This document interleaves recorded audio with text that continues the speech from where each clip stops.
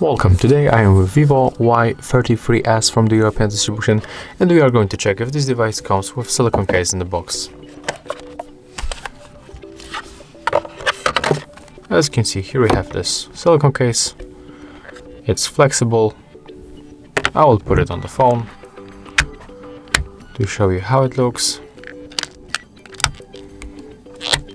Okay, as you can see, it's easy to put it on. The volume buttons are covered. We got good access for the power key and the fingerprint sensor.